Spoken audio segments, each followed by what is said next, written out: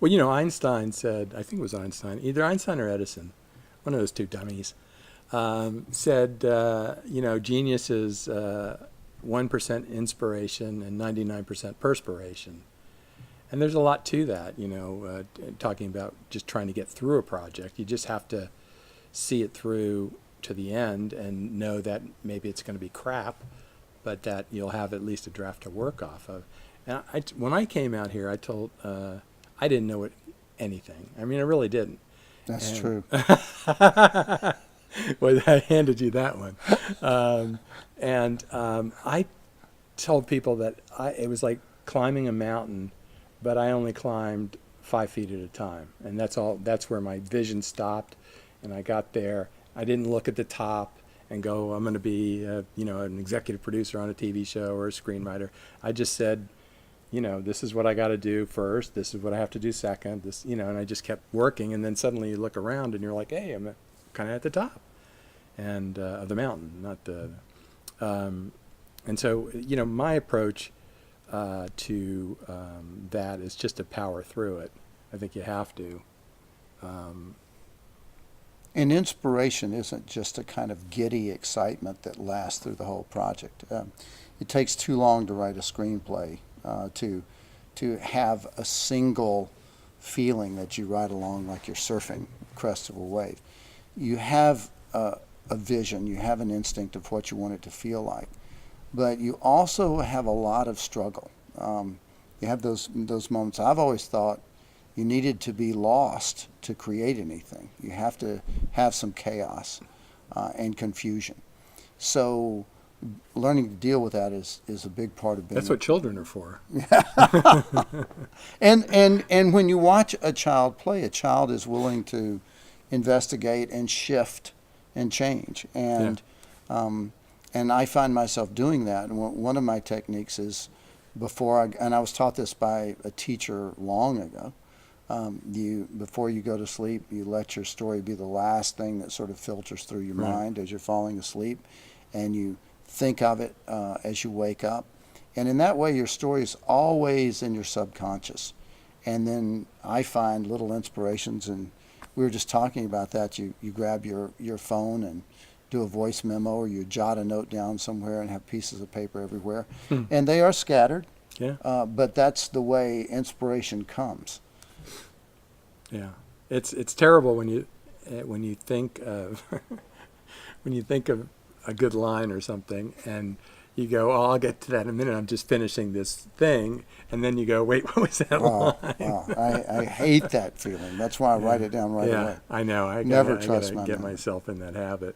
But inspiration can come anywhere and any time. It's really. But it's like Randy was saying, if you're in that headspace, if you're thinking about your story and you're thinking about your characters, and then you see something and you go, you know what, I could use that in that scene for, you know, whatever. And then you find out that, you know. But I do that. I keep a little recorder by my side of my bed. And, you know, as I was saying earlier, I'll sometimes whisper because my wife's sleeping. And either I didn't whisper loud enough, so I can't even hear it, or I whispered something I have no idea what I meant. He also is often working on murder mysteries, so what he whispers into his tape recorder often scares his wife to death. Don't forget to get rid of the gloves and shovel. I think another strange part of inspiration is that it often happens when you're talking through a story. So another reason that Jack and I have a great creative friendship is that we can talk our stories through to each other. You'll sit alone, and maybe with a pencil, maybe with a tape recorder, however you try to brainstorm your ideas. But when you start to tell your idea to a friend, it sounds different depending on your friend you're telling it to. And we had a great experience when I was doing Man in the Iron Mask, and I was saying, you know, this story's not working for me. I've written a draft or two, and I told him, lose the iron mask. Never worked. But I said, you could have tried it. There are no women in the story. And just as I said that, I thought, well, there is one woman, and then it occurred to me she could have a relationship, a secret relationship with our main character. And I said that to Jack, and he went, wow, that would work great.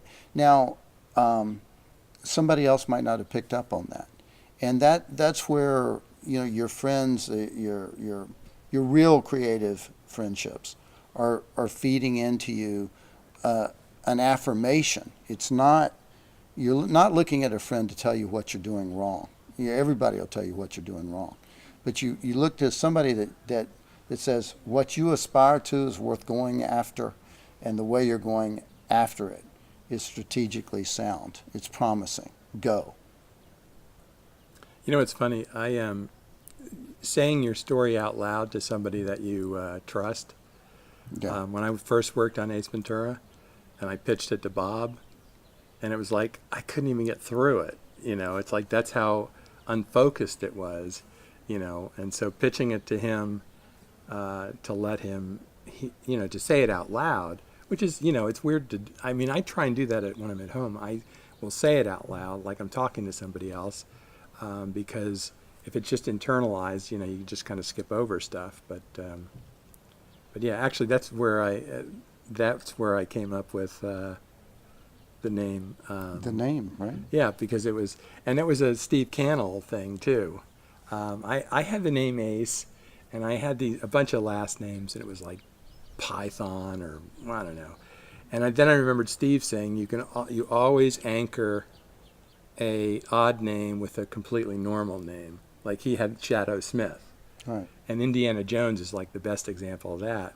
So I'm sitting there with my friend Bob, who produced the movie, and we were at Dupar's in Studio City, and Bob's kind of looking out the window, and we're on Ventura Boulevard, and he said, how about Ventura?